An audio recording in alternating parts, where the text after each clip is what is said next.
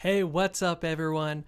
Thanks for joining me for another late night live stream. For some reason, this is the only time that I can find time in my life to start live streaming. So if you're up late like me and a night owl, thank you for joining. We're going to have a lot of fun tonight talking about the best cinema lenses you can get on a budget. So please leave your questions in the chat below and I will definitely be answering all of them. Obviously, there's only a couple of you guys in here right now. We got four awesome viewers with us, so stick around, ask your questions, and because there's only a couple of you, I will definitely have time to get to probably all your questions. So let's talk about it. What are some of the most affordable cinema lenses that you can buy? Because if you're doing videography, it's a good idea to use cinema glass. Now, for me, what does that mean? What does it mean when you talk about cinema lenses? Well, there's a few different things that differentiate cinema glass from photography glass. And the main things are that, of course, cinema lenses are usually completely manual lenses, meaning that you have to manually focus. There's no autofocus built in, and the aperture can be manually adjusted on the body of the lens as well. And that makes it fantastic for a whole bunch of different reasons. And so let's chat about that. And hey, we got a couple people popping in here from around the world. Yeah, so where I am in America, it is 10:30 p.m. Most everyone's asleep or going to bed. It's good to see some people. What's up?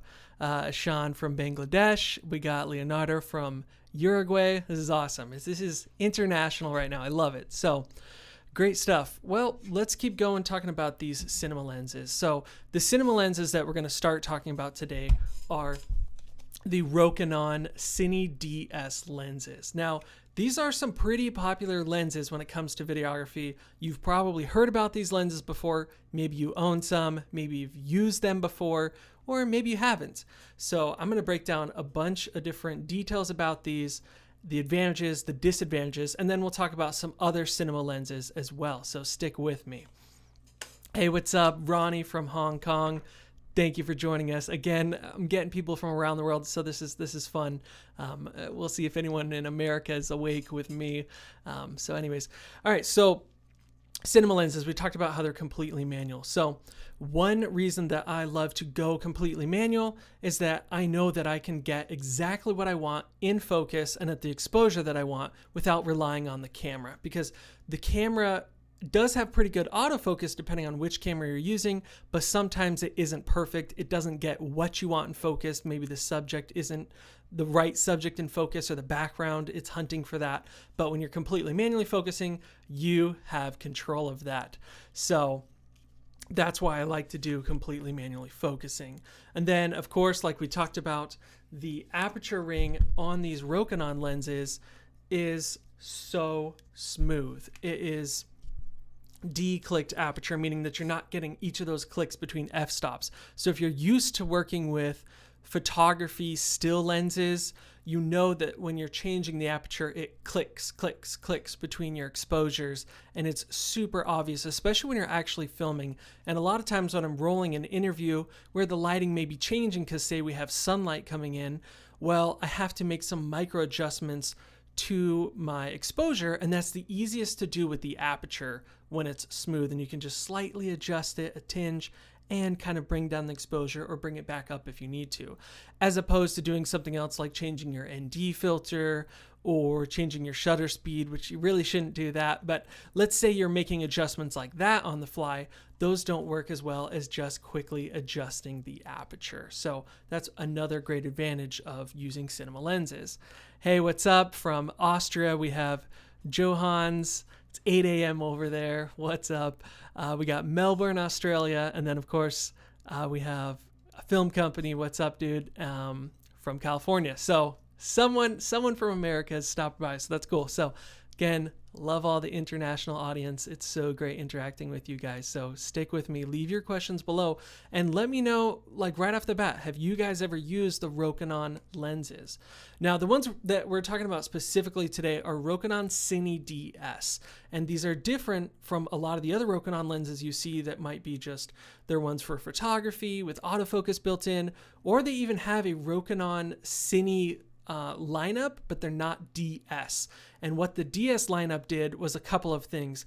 They basically made unified gears on these so that when you're hot swapping lenses, or basically swapping the lens in the middle of filming, you know that your lens is going to go right back in the same spot with those gears lining up with your focus motors. So I've got a couple of them here. What we got? We got the 50, the 24, and you can see that the gears are in the exact same spot.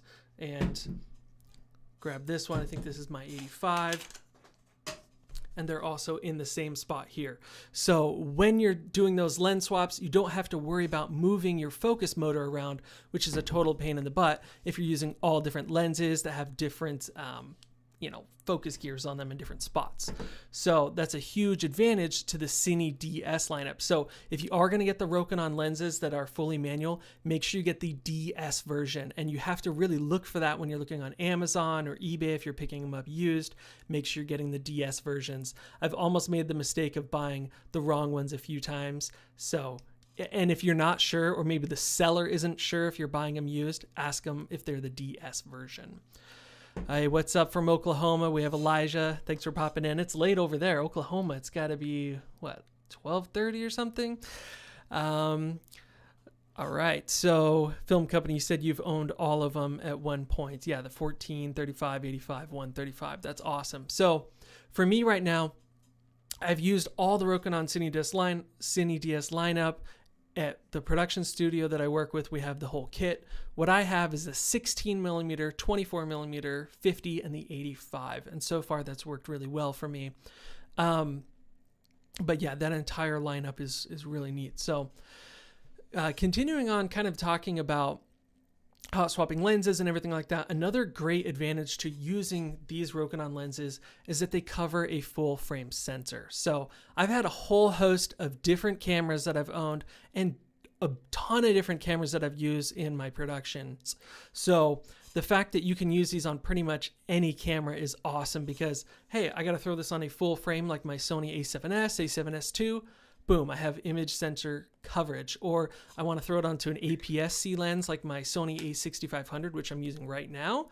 Well, I can throw that on there. Or if you're using micro Four Thirds lenses or cameras like the Blackmagic Pocket Cinema Camera 4K or the Z-Cam, these will work on there. So I really highly suggest investing in full frame lenses because you really never know which camera you're going to get in the future. And typically you hang on to your lenses for a long, long time and they're an investment, whereas the camera body you're switching out because that technology is always updating, whereas glass technology doesn't really update as frequently. So I recommend getting full frame lenses if you can afford it because it's really going to give you coverage on any type of camera you get with whatever sensor size.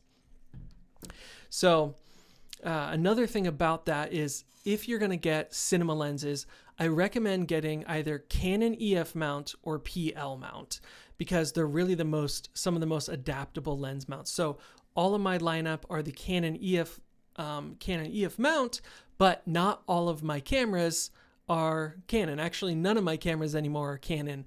Like I said, I have the Sony A6500, but what I do, because they're fully manual lenses, is I just use a simple little adapter and it allows me to throw that on there. Or I have the Fujifilm X-T4 behind me here, which I just did a video on, which you guys can check out. And I throw an adapter on there, and again, it allows me to get fully, get the image sensor coverage that I need, fully manual. I don't have to worry about it. And a really cool little adapter that I love, this one's Sony E-mount to Canon EF, and it actually has a variable ND filter built into it. So this is the ND throttle, the Visualex ND throttle. And I've talked about this before on my channel, but it's really nice because it goes between the lens and the camera body. So it allows you to add ND filters that are variable to any lens that you use, which is absolutely fantastic because I can get my exposure just where I want it and then kind of open up a little bit. And this is really smooth variable ND filter. So I absolutely love this adapter, and it's pretty cheap too. I think it was around $100 or something. You can find it on Amazon. So I love that, and it's really been a huge advantage. So what's up from Tijuana? We got the Franco. How's it going, man? Again, that international audience. I love talking to you guys. It's a real pleasure talking to people from all over the world, not just in the U.S. where I'm based at tonight at 10:40 p.m. So awesome. Thanks for joining us. Again, please leave your questions. I want to hear what you guys think or what lenses you like to use, that sort of thing. All right. So some other advantages to using a set of lenses. So when I first started out, something that I did that was kind of a mistake is I bought all different lenses. I bought some Canon ones. I had a cheap kit lens that came with my original Canon Rebel T3i. And then I bought a Rokinon lens and just different glass. And it's really, really hard to match your footage later on when you're doing editing, when it's all different lens brands and everything like that, because the coating on them can look very different. So it kind of gives you a little bit of different colors. It gives you different contrast, and it gives you different, how do I say this? Obviously the f-stop may be really different. So maybe you're using a lens that's at f4, and then you have another one that can open all the way up to like f1.5 or something. And if you're shooting at different f-stops, that can make your footage look really different.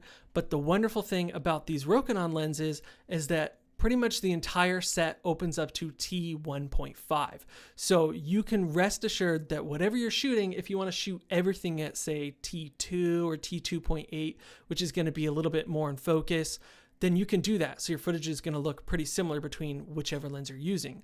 Also, the lens coatings on each of them are identical. So the color rendering on your lenses and in your image is going to look pretty much the same between every single lens. Whereas if you use different brands and different companies and lenses, you're going to have troubles matching those up. These are all going to look the same. Now, something I have noticed with the Rokinons is there is a slight tint to them. It's not much, but there is a slight green shift in the rendering of them and the coating, and you can take that out in post-production. But honestly, it's never been a problem for me, and I've been using them for years and years and years. So just something to keep in mind. But getting a lens set, if you can do it, if you can afford it, is the way to go. Now, buying a lens set right out can be really expensive, but the Rokinon Cine DS lineup is actually pretty affordable. So they're really the cheapest manual lenses that you can buy. So I'm going to switch over to the web here, and we'll look at the pricing here. Stick here with me and let me know if you can't hear me when I switch over here. All right, so we're going to take a look at the Rokinon Cine DS lens kit here just on Amazon, and they have, you know, a basic setup here of just 4 lenses, 24 millimeter, 35, 50, 85 for $1,800, which is really, really honestly a great price. I mean, you could spend $1,800 on just one lens, but this equates out to about $450 for each lens. And honestly, you can find these used online for even cheaper. So it's a fantastic price. Of course, there are different kits that include, you know, 6 lenses. You can get the 14 millimeter and the 135 millimeter, and it'll be a little bit more expensive, but still, doing something like this is just so much cheaper than going with a more expensive cinema line set of lenses that'll run you $10,000, $20,000, something like that. So I found that, hey, that $1,800 to $2,000 to get an entire set of cinema lenses is a fantastic price. So I highly recommend them. What's up, Ali Vlogs? We got you popping in here. Let's see. A film company says Blackmagic Pocket Cinema Camera 6K or FS7. Yeah, kind of a tangential question there, but I have the Pocket 6K right here, and I love this camera. It gets really great footage. Obviously 6K, Canon EF mount, so my Rokinons go on there, fantastic. But comparing that to the FS7, that's a hard comparison because the FS7 really isn't like a DSLR mirrorless camera. It's a full-on video production camera, and I actually use the FS7 Mark II in my full-time job where I do video production, and I use it every single day, day in and day out. And I love the camera, but it's huge. So if you want to be doing a lot of run and gun stuff and, I don't know, vlogging or travel stuff, you're probably not going to put your hands on the FS7 Mark II. It's huge. It's heavy. You really can't fly it on a gimbal unless you're using like the Ronin 2 or the Movi Pro, and still really heavy. So it depends on what you're doing. But if you need a professional camera with built-in ND filters and 2 XLR inputs, then get the FS7. But if you don't need something like that and you want something a little bit more travel friendly, compact, something you can fly on like the Ronin S, then definitely get the Pocket 6K. All right, so I'm sorry if I butcher your name, but Hidaki, he asks if the Rokinon Cine lenses are parfocal. They're not really parfocal, and they're not, how do I say this? They're not parfocal, and they're not parfocal. And the reason for saying that is that none of them are zoom lenses. So they are all prime lenses, meaning that if I throw this 85 millimeter on there, I'm getting 85 millimeters and that's it. Parfocal really more comes into play when you're talking about zoom lenses. So if I was zooming in from 50 to 85 millimeters, you would say, hey, is the image still in focus, or did it go out of focus when I changed my zoom? That would be when you need parfocal lenses, if you don't want the focus to change. But on this, you're never zooming in and out, so you're only ever really adjusting the focus. And so I hope that answers your question. They're really not parfocal lenses, but as you are adjusting the focus on this, they can kind of zoom in a teeny bit or zoom out a teeny bit. And that's like a few millimeters, but that's called focus breathing. That wouldn't be your parfocal, that would be your focus breathing. And I've actually found that the focus breathing on each of these lenses really isn't that bad. Where it becomes a little bit more apparent is on the longer focal lenses, like the 85 millimeter and the 135 millimeter. So when you're focusing between near and distant, it may zoom in or out a teeny bit. Again, that focus breathing, but it's really not that bad on these lenses. I've seen it much worse on other lenses. So it's actually pretty good. All right. The Franco, he says, Sigma is still king for me. That 18 to 35 is amazing. Yeah, a lot of people love that. I've actually never shot on the Sigma 18 to 35 millimeter, or the, what's the other really popular one? I think it's the 24 to 35. Anyways, the 18 to 35 is the most popular that all the Blackmagic pocket camera users are using. And I think it's great. The only disadvantage to it is that it doesn't have any focus rings on it. So you have to throw a focus gear on there. And I've done that on other lenses that didn't have focus rings on them. But the problem I found is that a lot of times that it slipped. You had to get it really tight, or that focus ring would just spin around the outside of the lens, and it didn't always turn out great for me. And it just didn't have unified placement of those rings either if I'm doing lens swaps, so that bothered me. But there is a solution to that, and there are other great lenses out there, cinema lenses that I've seen, and they are from Cinematics. You may have heard of them. One of my friends here in Arizona where I'm at, he's done an entire video on the cinematic lenses. It's pretty awesome, but I want to show you guys those real quick because that's a whole nother topic in itself. So let's switch over to that. So here we go. Here are the Cinematics Cine lenses.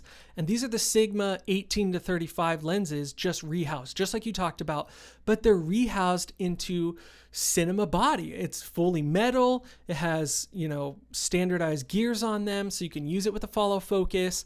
And they've transformed them to be parfocal. You can see that in the description down here that they become parfocal. So whether you're zooming from 18 to 35 or not, it's still going to keep your focus. So that's absolutely awesome. This company, PC Hood, Cinematics, they rehouse them. You can buy them just completely from them, or you can send in your Sigma 1835 that you already own, or your 50 to 100. And they'll rehouse it for you for a price. You can see all that down here below. They do different colors and everything. So it's actually pretty cool. So if you already own the lens and you want to make it really a cinema lens, maybe send it in and get it rehoused, get that full metal body, parfocal, and the gears. It's really cool. And actually the price is pretty good. For $3,500, you can get both of those lenses that are cine lenses and give you a really great focal length, between zooming in and out. So that's another option that I definitely recommend checking out. All right, so hopefully that kind of answered your questions on the Sigmas. I was going to get into that a little bit later, but since you brought it up, I figured I would. That's another great option. I've thought about buying those lenses myself, but still sticking with my Rokinons so that I do have zoom lenses, because here's the thing. If you're going to get a set of cinema lenses, they're almost always prime. Some of them can be zoom lenses, but they're much, much more expensive to get cinema zoom lenses. So they're usually going to be prime, and there's some disadvantages when you're working with prime lenses. And the biggest thing is, hey, when you want to zoom in a little bit or zoom out a little bit, you got to do a lens swap, which is going to take downtime on set. Excuse me. And as we all know, when you're on set, you got to move really quickly. So doing a lens swap can take a couple minutes sometimes. And when you're trying to move quickly and the light is changing or actors got to go or whatever it is, that can be a problem. So having a zoom is obviously a great advantage. So that's just something to keep in mind if you decide to switch to all prime lenses. But the other fantastic advantage of all prime lenses on the flip side is that usually they're much faster lenses. So like I said, pretty much the entire set of these open up to T1.5. So that's just letting in so much light. Let's check this out. I've got the 85 millimeter right here, and I'll see if I can show you guys this glass. I mean, fully wide open. There's just so much glass in here, and it just lets in a ton of light. So these lenses I've found do really, really fantastic in low light. So if you're doing a lot of low light filming, let's say you do concerts or maybe you film weddings, well, I found that these lenses work great for that because they just let in enough light that you really need to capture your image. Whereas if you're working with some prime still lenses or maybe zoom ones, they don't always open up as far to that T1.5. A lot of times they're only T2.8 or T4. So that's a big kind of pro and con between a lens like this and a zoom lens. So checking out the chat here, Quippy's channel, he says, hi from Kuala Lumpur. I have no clue where that is, but thank you for joining. That's awesome. I'm gonna have to look that up later. Like, where in the world is that? That's awesome. Let's see here. Franco says he sees pre-orders for Rokinon Series 2. Yeah, I haven't heard of that yet. I'm gonna have to Google that now. That's like a Rokinon rumors forum to me or something. I've never heard of those. I would love to see something new from Rokinon in their Cine DS lineup. That'd be really cool. Let's see what else is going on in the chat here. All right, Cine DS. I don't know what. Okay, so. I was just looking at the other Cine lenses. They're partifocal. Okay. Yeah, so the cinematic lenses. Oh, you're saying how to pronounce the name. Hideaki. I'm sorry, I'm butchering that. Thank you for spelling it out, though. Yeah, they look like really awesome lenses. I got to try the cinematic lenses out. Like I said, my friend here in Arizona has them. I should really just go hang out with him for a little bit, try them out, maybe do a review on this channel and let you know how they are, see if they're worth buying. Yeah, so definitely check out getting them rehoused if you already own Sigma 18-35 lens. It would be really cool. What's up, Pakpume? Again, with the international names, everyone's joining from around the world. I'm sorry. Hi from Thailand. That's awesome. What's up? Sun Devil Thor, dude, what is up again? Thank you for joining the live stream. I know you were here last time when we were talking about lighting. Thanks for coming back. And Quippy's channel. Oh, you're in Malaysia. Okay, awesome, man. Everyone around the world. Spandan, what's up? Coming at us from who knows where, but the beats. Okay, he says cinema prime lens is good or zoom lens is. I'm not sure what you mean by that. Let me know. Coming at us, David Thorne from Sierra Vista. Hey, what's up, man? Good to see you again. Or David Horn, excuse me. And then we've got M Booty Tech Lover. I don't know how to say that. From Indonesia. So thank you guys again. International community here. It's a lot of fun to be with you guys. So let's keep talking about the Cine lenses here. I need a little bit of hydration first. So hopefully this is helpful for you guys. Let me know what questions you have, what lenses you're using. I'd love to know, again, are you guys using the Rokinon lenses, or Are you using Sigma lenses? What kind of stuff are you finding that you like the most? Are you using vintage lenses? I'm using the Helios 442, I believe it is, model.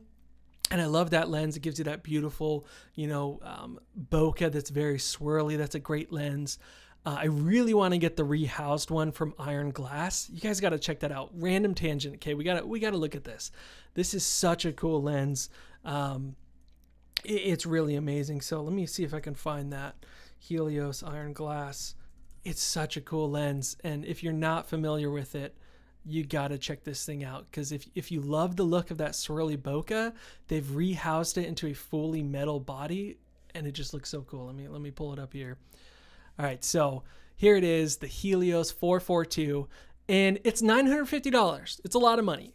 $1,000 is nothing to, to like just say, hey, that I can buy that real quick. I can't afford that, but one day I swear I'm going to buy it. I mean, look at that. Fully metal with the gears. Beautiful, beautiful rehousing, and you can get it in PL mount or Canon EF. Very, very cool. And that white look. Look at that Stormtrooper look. Super freaking cool. I love it. So, but yeah, if you love that vintage glass, check out these, because it's rehoused. You're getting the Cine gears, which, is going to allow you to pull focus remotely, and that's obviously fantastic. So Iron Glass, so cool. If you guys if Iron Glass, you're watching this live stream, you ever come across it, please let me just test them out. I swear I'll send them back. Anyways, that would be really fun. So let's get back to this here. Sorry, I'm still like getting down my live streaming skills here. I'm hitting wrong buttons here. But back to this. So yeah, another great little lens there that can be completely fully manual, and it's really been turned into a cinema lens, but it's a vintage lens. So I love that. Definitely want to get my hands on one someday. So let's talk about focusing again on these lenses.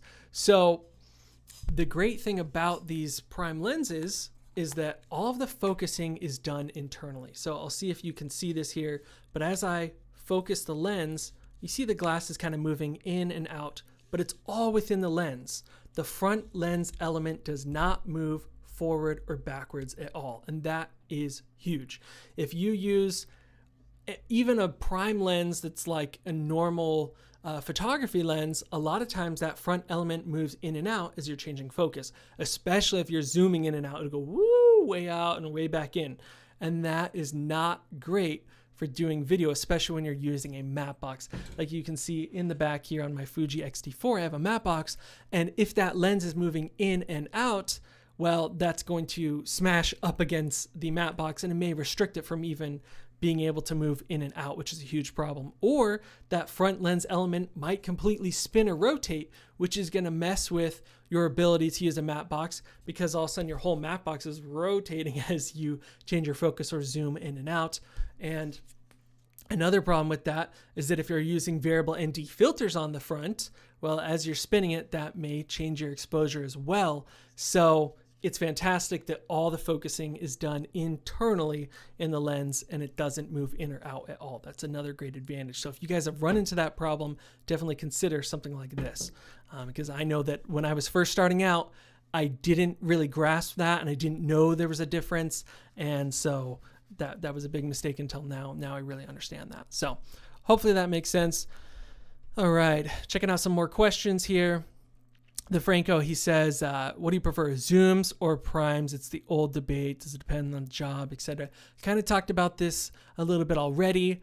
I love both. Prime lenses are what I use most frequently. I own this entire set of prime lenses. I do own one zoom lens myself now. I've sold off my other ones, and it is just the Tamron 70 to 200 millimeter lens. I believe that every videographer should own the 70 to 200 millimeter lens, zoom lens, whichever brand you get, whether it's Canon or Sigma or whoever makes it. That's the only one that I own, and it doesn't have focusing gears on it or anything. You have to add it to it, but that's a great zoom lens. Allows me to punch way in, especially for live events. But otherwise, I don't own any fully manual zoom lenses.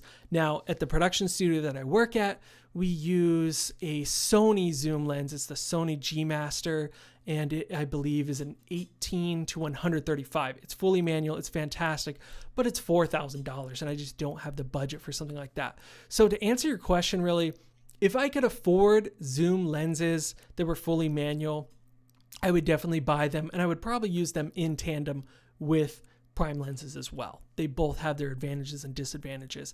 And like I was saying earlier, when you're using a prime lens, if you need to zoom out just a little bit, 5 millimeters, 10 millimeters, well, you can't really do that. So you got to back up your tripod or your gimbal or whatever it is. Or same thing, if you got to zoom in, you got to move in closer or do a lens swap. But when you're swapping between 24 millimeters to 35 millimeters, that's a decent gap. So there's an advantage, of course, to having zooms to do those little bits of adjustment in your framing and your composition. All right, checking out the chat here. All right. SVS Cinema, what's up from India? Hey, thanks for joining. Hey, from Egypt, we have Ahmad. This is so cool. I mean, I should do all my late night streams at 11 o'clock because I get the whole world in here. America's asleep. The rest of the world is up and rocking. I love it. So, David Horn, you said you have the entire set of Rokinons. Yeah, man, they're awesome. What's your experience been with them? What don't you like about them? I'd love to hear that. Yeah, Quippy's channel, you're saying you want to try out the Helios vintage lenses. Definitely pick one up. The rehoused ones from Iron Glass, $950, way too expensive. But from eBay, you can pick up the Helios lens for about $50, maybe $75. It just depends on the seller and the quality of the lens. I picked one up for, I think, about $60 or something like that.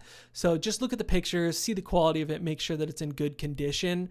But they're definitely worth picking up, especially for the image that they give you. So highly recommend it. You can find them on eBay. They got thousands of those things in Russia, and they just keep shipping more. So definitely try one out. Let's see what else is going on down here. All right. Mark Holtz just did a great thing on the Helios Iron Glass lens. Yeah, I think I actually saw that. I've been watching everything on that. So very cool. All right. Gonna just keep looking at our questions here we got coming in the chat. All right. I'm sorry. I'm terrible at the name, but I'll just say your last name if I can. Nomura says he's looking to get the Sony PZ 28 to 135 for my A7 III, or considering getting a cinema camera like the FS5. I do a lot of event videography and conferences, etc. Which camcorder would you recommend? Dude, if you do a lot of live events, get the Sony FS5. Seriously. It's a really great camera. I use it all the time. We actually have two of them at the production studio that I work at. And so I'm very familiar with the Sony FS5, and it is fantastic for live events. Of course, you're getting much better battery life. I've actually done an entire video on this comparison, the Sony FS5 versus the A7S. You could check it out on my channel. Just go back. It's a couple videos back. Done a whole comparison of those exact two cameras, so you need to watch that one. But it has professional inputs, so you can put XLR, two XLRs into it. So if you're doing a live event, you can get the audio out from the board, from the DJ or whoever's running it. You can get a good audio out directly into the camera. The battery life is better. It's better for live streaming. If you need to do live streaming, you can use SDI connection, which is better. So there's just a lot of advantages to using something like the FS5 if you're doing live events. Hopefully that answers your question there. What's up from Chicago? Oh, cool. You're in Chicago. Man, okay, Chicago. What is it, 12-1? It's 2 a.m. over there. You're crazy, man. Staying up late like me. Yeah, I love the late night stuff, so thanks for hanging out with me. Janice saying you're going to bed. Hey, good night. Thanks for joining for just a little bit. Great having everyone here. All right, yeah, and the A7 III is a great lens. Or a great camera. Use the A7 III. It's fantastic for so many different things.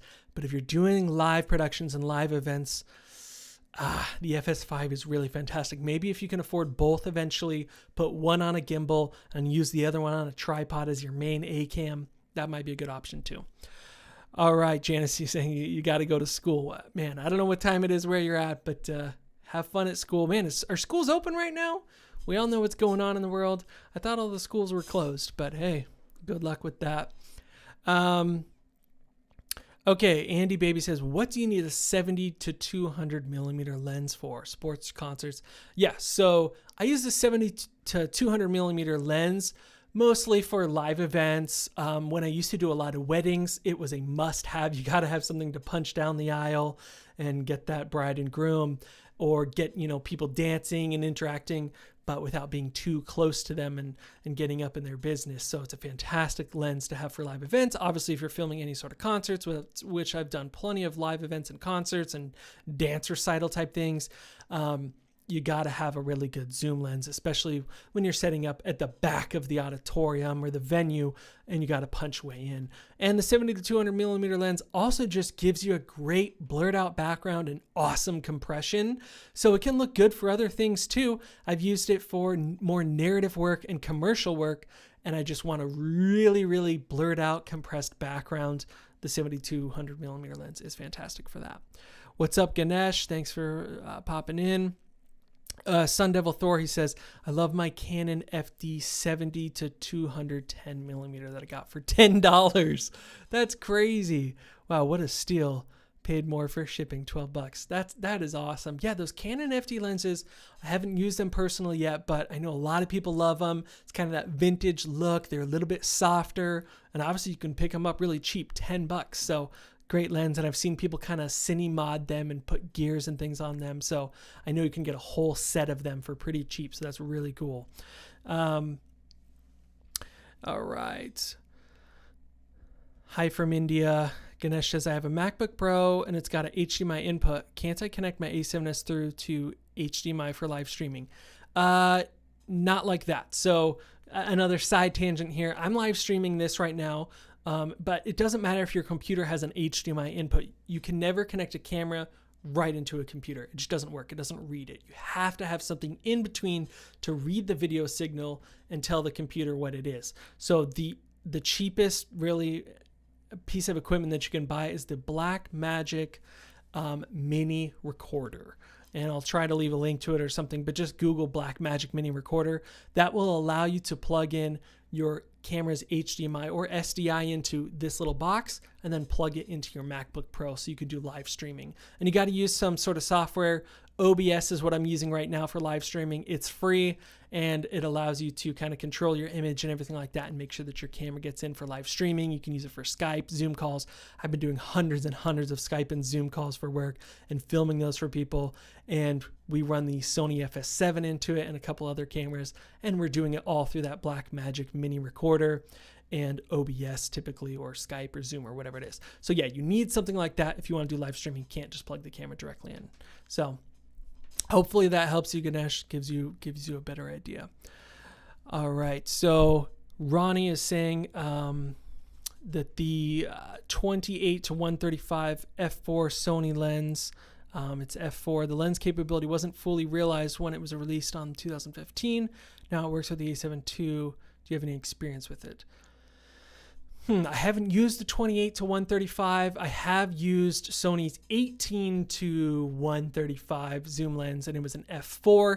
And I've had a pretty good experience with it, but it does really poorly in low light. f4 is just not enough when you're doing filming at night or in some sort of live event venue where all the lights are off except for the ones on stage.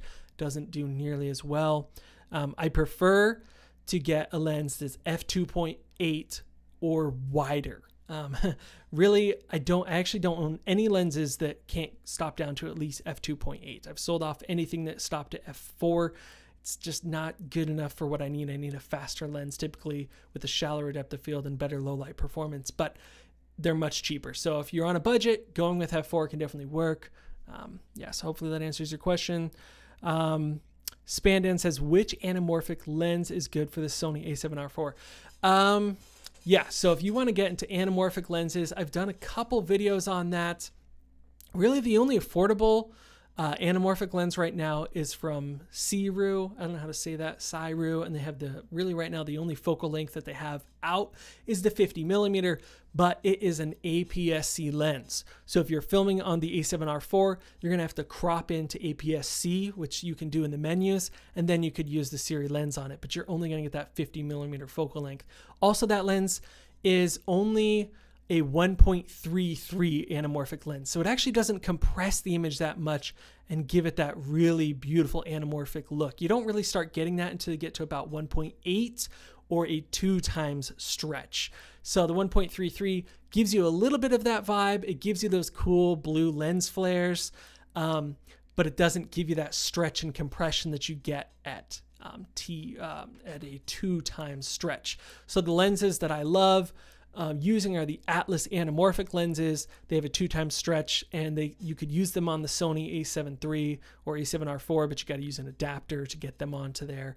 But that stretch is just beautiful. I love using them. They're $8,000 a piece though. I've only rented them, and they work great for productions where they're willing to pay for it. But for me, it's not affordable to buy them. I mean, it'd be $24,000 to buy a set of those. And those are really probably the best entry-level anamorphic lenses that you can buy. If you want to buy more professional anamorphic lenses, they're like $25,000 or more a piece. So yeah, hopefully that answers your question about anamorphics right now. I can't wait until they become more popular and cheaper. So many companies have said they're going to make them, and then all of a sudden they halt production and they go silent. But there was an announcement about it. Like Rokinon at one point said they were going to do anamorphic lenses. I think they announced it at NAB 1 or 2 years ago, and then it just nothing now. It's crickets. And a couple other companies have done the same thing, like these random indie brands that pop up. So I'm hoping that Cine sticks with it, makes a whole bunch of focal lengths. I know they're releasing a 35 millimeter soon, and they have the 50. Please do them all and make them full frame if you can. That would be awesome. Anyways, all right. Moving on. Quippy's channel says, what was your first cinema lens? I don't own any, but I have reviewed the Cine Anamorphic 50mm on my channel. Love the look it produces, but minimum focus is a bit too far for my liking. Okay, yeah, I haven't tried the Cine 50mm Anamorphic yet. Watched a lot of reviews on it. I'll have to check that out on your channel. I'd love to see it. It looks like a cool lens for what it is. My first cinema lens that I bought is right here. So this is the Rokinon Cine DS 50mm. And I actually just owned this one for like 2 years or so, and I didn't own anything else in the lineup. So if you're on a budget like I am and like I have been for many years, you may just buy one lens at a time. I never actually bought the entire set all at once because that's about $1,800 to $2,000 depending on how many lenses you buy for the set. And I just never had that much money at once. So I bought each one just kind of over time.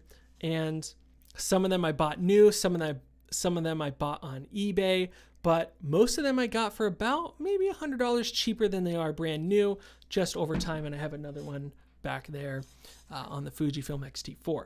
So if you can't buy the whole set at once, just buy them piece by piece, build out your lens kit if you got to do it that way. And you know, of course you can buy them used.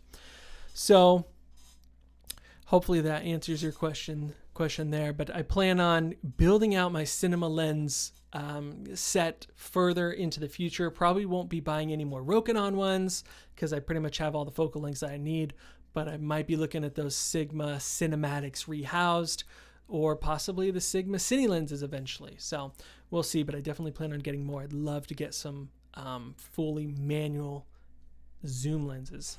So all right, let's keep going. Keep the questions coming, guys. I'm loving all the feedback here, all the questions. It keeps me on my toes. All right, so let's keep chatting about a couple things here. Close focus. So as was said here a little bit, mentioning close focus.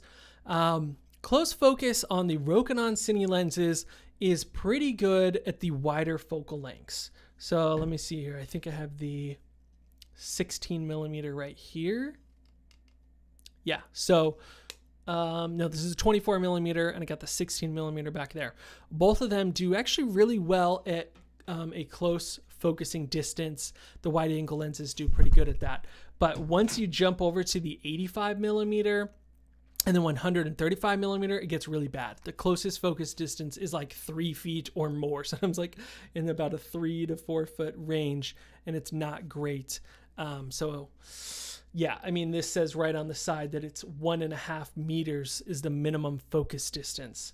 So it's you know, over 3 feet, between 3 and 4 feet. So not the greatest minimum focus distance on the longer focal lengths of the Rokinon lineup. But otherwise, the wide angle lenses do great. Now, something I want to talk about that I haven't mentioned yet is that there's only one Cine DS lens from Rokinon that I can think of that is actually APS-C. Everything else is full frame, and that is the 16 millimeter, which I have on the Fujifilm back there. Now, I bought that one that's APS-C because all of my cameras now that I'm currently using are APS-C lenses, the APS-C cameras. So A6500, the Blackmagic Pocket 6K, and the Fujifilm X-T4 are all APS-C, so I don't always need full frame coverage. And I like the look of the 16 millimeter because when you put it on a crop sensor, it equates to 24 millimeters. But once you throw a 24 millimeter on there, which I do have, it's more around 35 to 39 millimeters, which is just too zoomed in. So I had to get a 16 millimeter, and it works great. And there's really very minimal distortion. And I love that. So if you buy the Rokinon Cine DS kit, it typically comes with the 14 millimeter lens, which I do not like. I actually hate it. I used to own the Rokinon 14 millimeter lens. I have since sold it, got rid of it a few years ago because it was just way too fisheye looking and distorted. The edges would just start to bow. It never had a really good clean focus. And I believe it only opened up to T2.8. So it just didn't let in a lot of light. Like these other ones that go to T1.5. So if you are going to get these lenses, I'd say avoid the 14 millimeter. It's really not the best. Go with something like the 16 millimeter or the 24 millimeter. If you're on a full frame, that's definitely wide enough.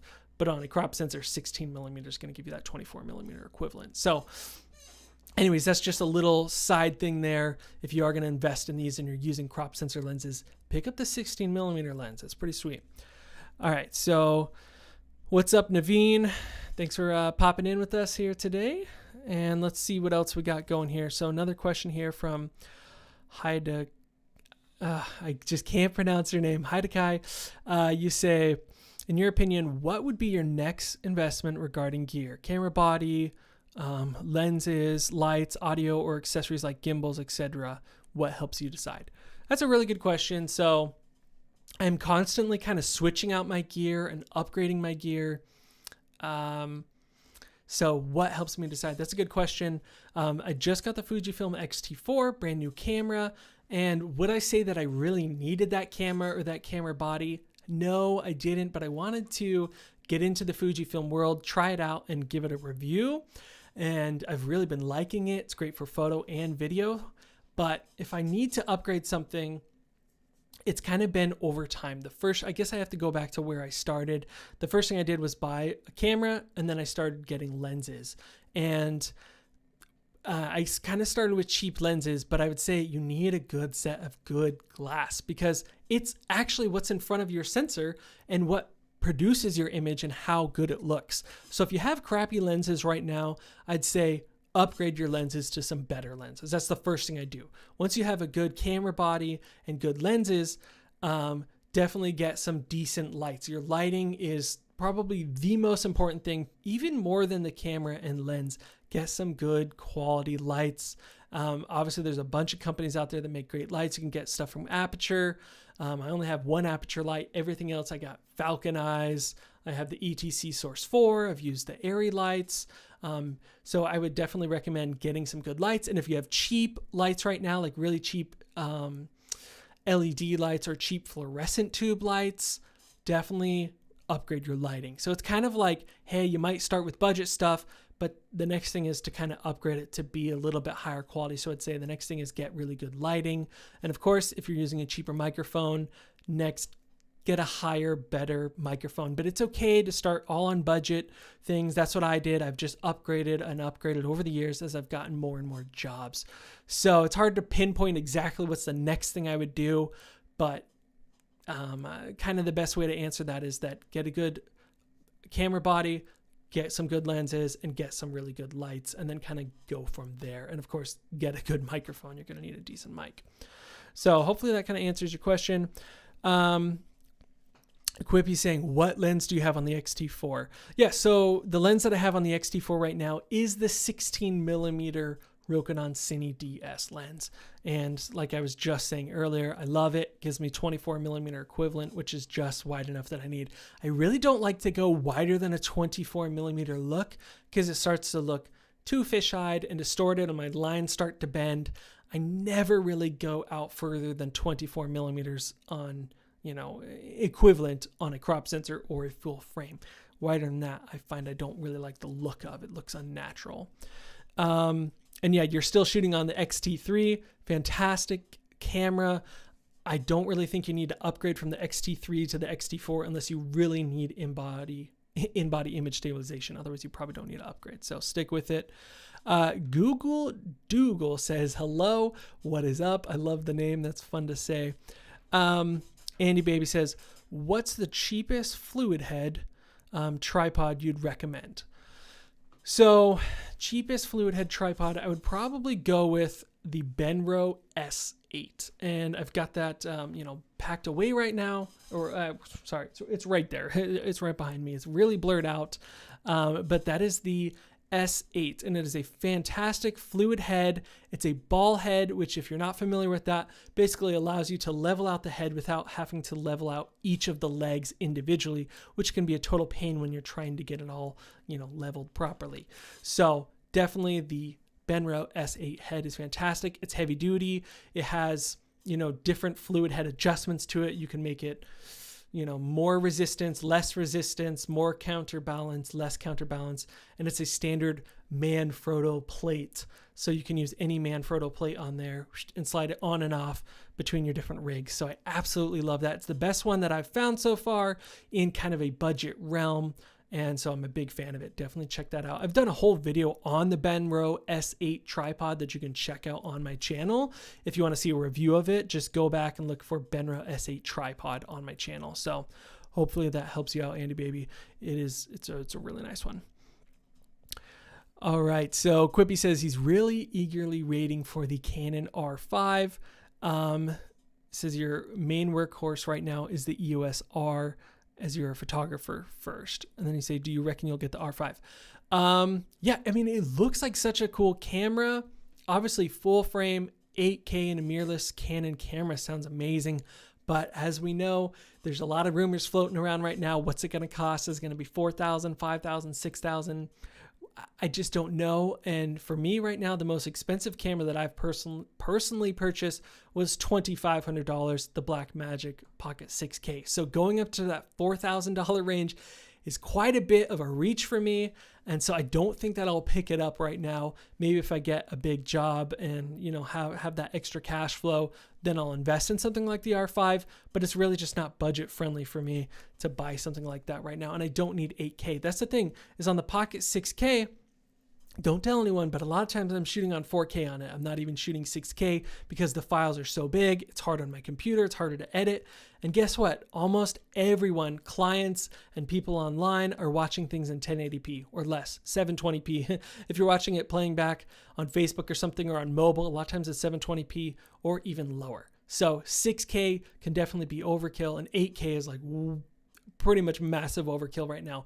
Obviously, there's the pros of being able to crop in, reframe, everything like that. But I try to get my crop and composition all in camera to begin with, so I don't have to crop in that much. So will I pick the camera up? Probably not, unless I stumble across a large sum of money. I don't think I'll be getting it. The EOS R that you're shooting on is obviously a fantastic camera, full frame, and I think you could probably stick with that and be pretty happy without needing 8K. All right. Andy Baby says, any monopod versus tripod thoughts? There are some great monopods from Manfrotto. I have a Manfrotto one that has a really good fluid head on it, and it is an RC2 quick release plate on there, so it's a smaller quick release plate. But just check out the Manfrotto monopods. They do a great job, as well as iFootage. I think it's called the iFootage Cobra, which uses really great technology for their fluid head. So definitely check out that iFootage monopod as well, and I think it's a pretty good price. Definitely worth looking into. All right. Okay. Hyde is saying also some people call him Hyde, or pronounced Hide, if that's easier. All right, I can do Hide. That works for me. So I'll work on that. Definitely for the rest of this live stream and the next one that you join. I'm going to go with Hide. All right, so PS Films, what's up? He says, what do you think about the DJI Ronin S, and would you recommend it? Yes, of course. The Ronin S is fantastic. I use it all the time. We have 2 of them at the production studio that I work at, and it's a great gimbal. I would say if I had to go out and buy a brand new gimbal today, and I wanted something that was a single pistol grip, I'm always going to be reaching for the Ronin S. There are a lot of other great gimbals out there right now. Obviously, Moza, Crane, Feiyutech. There's just so many great companies out there making them, but still the Ronin S, they've got it dialed in. It's the highest quality. It's the most sturdy. In my opinion, it's thought out the best. The app works the best. I found that a lot of these other Chinese companies, their apps are just like trash, and they don't interact well, and they're just difficult to use. So the Ronin S for me is really great, and it's super versatile. You can switch out that battery and put it on other mounts and things like that. So it's a great versatile gimbal. I highly recommend it. Definitely worth picking up if you're getting your first gimbal. Obviously, there's some other great ones out there too, but it's a fantastic gimbal.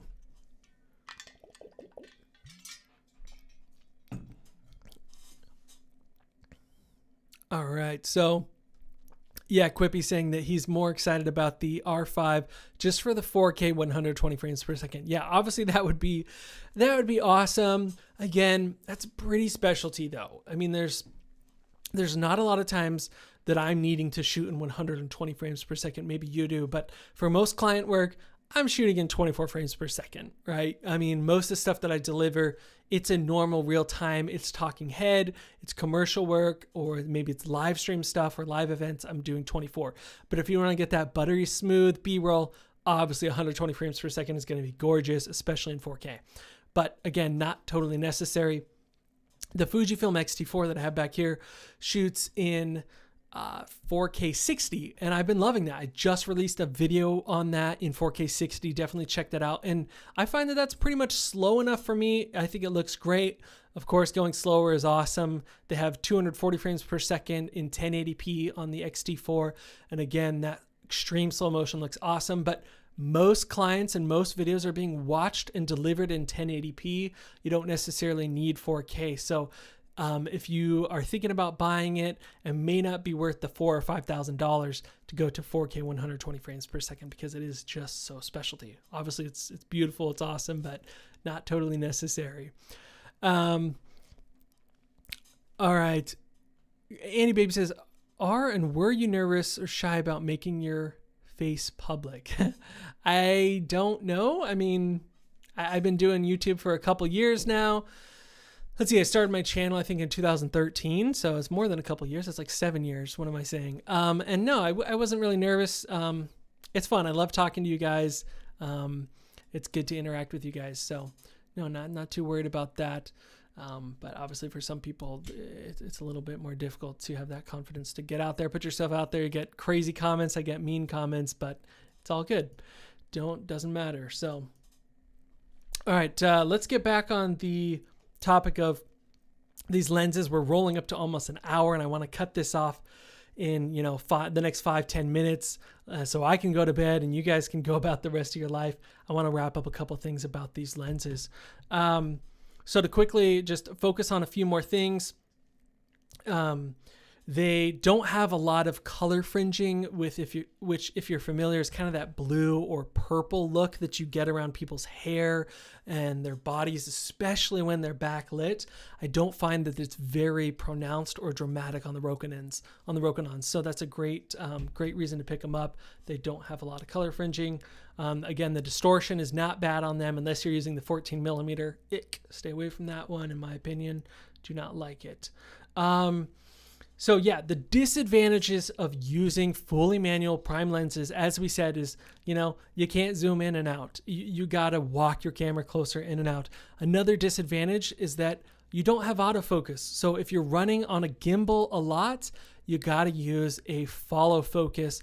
I'm using the Tilta Nucleus Nano all the time, mount it with the gimbal so I can pull focus while I'm running on a gimbal. That works, but if you need autofocus, You definitely want to pick up some other lenses as well that you can just run on a gimbal. Sometimes when I'm running on a gimbal, I will use my Sony a6500, which has fantastic autofocus, and the 16mm lens, which I have on right now, and that works great when I just have to have autofocus, especially for live events, and I don't have time to pull focus really, really quick in and out.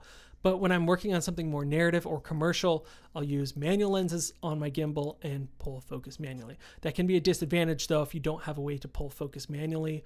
What you would do instead is either stop down to, say, about f8. That would be a good spot to keep things in focus when running on a gimbal, or set it to infinity focus and get back far enough away, or keep your distance between you and the subject the same as you're moving, so that you can keep things in focus. Otherwise, it can be a little bit challenging, and it takes time and pretty much practice being able to focus on a gimbal with manual lenses. So some people find that as a disadvantage. Another disadvantage, which we kind of talked about at the beginning, was the fact that you have to swap out the lenses frequently. You can't just zoom in or out really quickly. You do have to do lens swaps, which takes time. They are a plastic build quality. I would love to see these come in metal, maybe those Rokinon 2s that were talked about earlier in the chat. If they exist, if they ever come out, maybe they'll be made of metal. That would be really nice. But the cool thing about it is it's a very hard plastic. I've never really had any issues with them chipping, breaking, scratching up, anything like that. They're really solid, very durable. I've been really impressed with the build quality of them, although they are plastic. One great advantage of that, though, is that they're much lighter. When I am using cinema lenses, which I've used on multiple productions, they're so much heavier. They just really are, especially when you're using a full-size cinema lens. And if you're using something like that, you're not going to be able to use it on something like the Ronin S, like we were talking about earlier. It's just too heavy. It's way too front heavy. A lot of times they're around 5 pounds or more, which most of those smaller gimbals can't handle. So you got to use a larger gimbal like the Ronin 2 or the Movi Pro, and those are expensive. You know, you're going to spend $4,000, $5,000, $6,000 on a much larger gimbal if you want to fly some much larger, heavier, bulkier glass. So there's kind of pros and cons there to having something that's lighter and made of plastic, but for me, it's pretty nice to have that. So if you don't want these plastic ones, but you want something that's a little bit more affordable in the cinema lenses, I definitely recommend checking out, obviously, the Rokinon Zines. So let's take a quick look at those. Here they are, the Rokinon Zines. You can get a set of 14, 24mm, 35, 50, and 85, which is pretty much all the focal lengths that you probably are going to need, for $7,500, which is actually not bad. Of course, if you don't have the budget for that, that's a ton of money. But I mean, you're getting, what is that, 5 lenses for $1,500 each, which $1,500, it can be definitely steep, but you're getting some quality full metal build lenses. I've shot on the Zines before. They're really nice.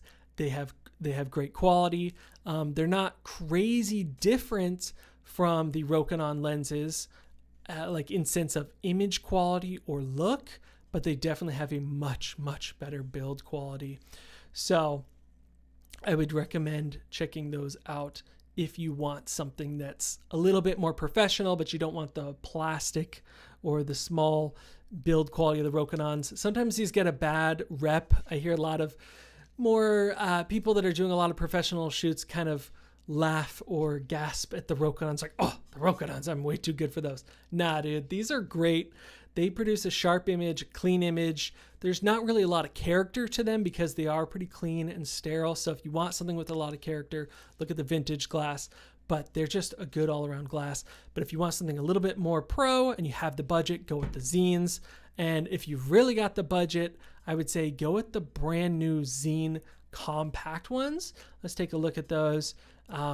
These are their Cine CF compact ones, so they're carbon fiber. The writing on the side glows in the dark, which is obviously sweet, but they're a lot more expensive. You're looking at $7,000 just for 3. And so it's going to run you a lot more, and they don't have a full lineup of them yet. As far as I know, they only have the 24, 50, and 85 millimeter. So if you need other focal lengths, you're not going to be able to get all of them with this lens setup right now. And so getting the 3 of them at that price, it's $2,300 each. So $2,300 each. Much more expensive. But again, if you have the budget, they're great looking lenses. They're lighter. They're pretty much the exact same thing as the other Xeen lenses, but they're just smaller. The internal glass and the coating and everything is pretty much the same, but you're just getting a smaller body, so they're going to work much better on a gimbal, which of course is fantastic if you do a lot of gimbal work. So definitely worth checking out if you have the money. I do not, but hopefully someday I can invest in a set of great lenses like that. Yeah, so I think we've kind of covered most everything on cinema lenses, cinema glass, the advantages of using the Rokinon Cine DS lenses. Hopefully I've answered all of your guys' questions. I'll take a look at a couple more questions here in the chat before we kind of wrap this up, and I can go get some sleep. Going to be doing some more filming in the morning, so I got to get to bed so I can go to work. So let's see here what else is going on. Oh, okay. Andy Babe is asking, I have a channel where I do audio only podcasts, but I'm really nervous about revealing my face. Yeah, if you're not comfortable with it and your channel is doing well and being successful just doing audio only podcasts, then I'd say stick with it. But if you want to give it a try, you could just do one video, see how you feel about it, see how your audience responds to it, and maybe they'll love seeing your face and it'll be great for you. You can get really confident with it. But I recommend just trying it out one time, see how you like it. If you hate it, delete the video. Moving on here, Spandan says, good night, man. Hopefully I caught you before you took off. Let's see here. Quippy saying, yeah, let's see. I bought the XT3. It was because the EOS R only has 120 and 720p, and I bought the XT3 for the full HD 120. Yeah. So the R5 4K 120 frames is just a bonus. Yeah. So again, obviously it'd be beautiful, it'd be great, but I'm just not sure it's worth it for me personally to get to spend that much money to get 120 frames per second at 4K. I know the Z cams are cheaper and they're doing that now. They're doing 4K 120, so definitely check out the Z cam possibly. It could be a more affordable route if you want to do that. Okay, one quick question from Mario. What's up? He says, what would you pair your budget lens with on a body?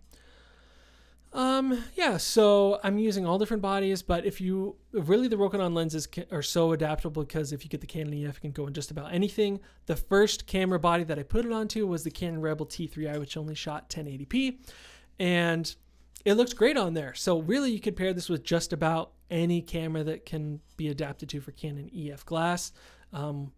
So yeah, right now I put it on the Sony a6500, which you can pick up for a pretty good price now. You could put it on the Pocket 4K, which I believe is about $1,200 online. So of course there's much cheaper ones. There's a lot of Canon EOS bodies that are cheaper, around $600, $700, and you could throw these on there and it's going to give you a great look. So really you could pair them up with just about any budget camera, whatever you have that can take them.